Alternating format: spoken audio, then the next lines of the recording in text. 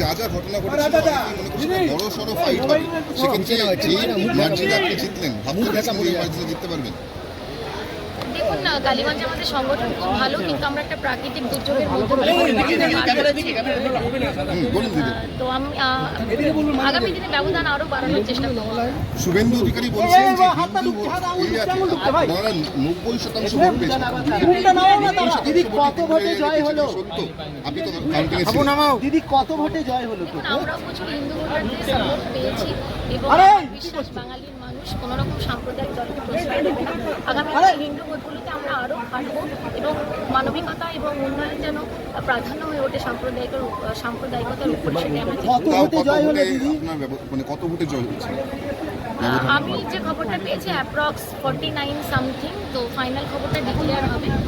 1,01,000 মতো আমি ভোট পেয়েছি অ্যাপ্রক্স।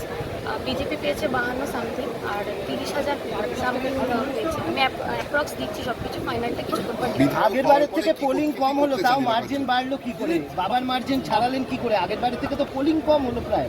সবটাই মানুষের ভালোবাসা এবং দিদির উন্নয়নের প্রতি মানুষ রায় দিয়েছে। কাদের ভোট আপনাদের কাছে? সমগ্র কালীগঞ্জবাসীর ভোট আমার কাছে এসছে, মানুষ আশীর্বাদ করেছে, মানুষ কোথাও না কোথাও একটা আস্থা এবং ভরসা রেখেছে, সেই জন্য মানুষকে অনেক অনেক ধন্যবাদ।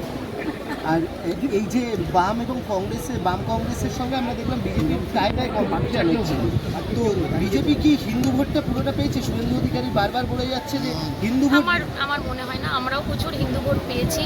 আর বাংলার মানুষ, কালীগঞ্জের মানুষ সাম্প্রদায়িকতাকে প্রশ্রয় দেবে না। আগামী দিনে উন্নতি নিয়ে কথা হোক, তারা যদি কাজ করতে পারে তারপরে মানুষের কাছে যান,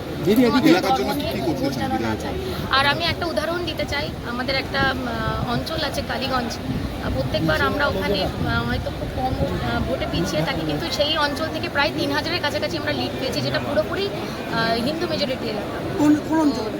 কালীগঞ্জ অঞ্চল।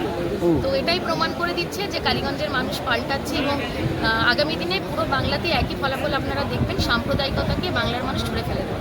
দিদি একটা প্রশ্ন, যে শুভেন্দু অধিকারী বলছেন যে কালীগঞ্জ উপনির্বাচনকে তিনি টার্গেট করেননি, তিনি টার্গেট করেছেন বেশ কিছু হিন্দু ভোট, সেটা 70%-এর উপর হয়েছে, তার টার্গেট সাকসেস। কংগ্রেস ক্যান্ডিডেট বলছে 90% হিন্দু এরিয়ায় ভোট পেয়েছে বিজেপি, এটাকে সত্য আপনার কি মনে হয়? দেখুন, আমাদের টার্গেট তো শুধু হিন্দু ভোট বা মুসলিম ভোট নয়, তো সেটা তাদের ব্যাপার, তাদের দলীয় ব্যাপার। আমাদের ভোট ছিল কালীগঞ্জের সকল মানুষের কাছে পৌঁছানো।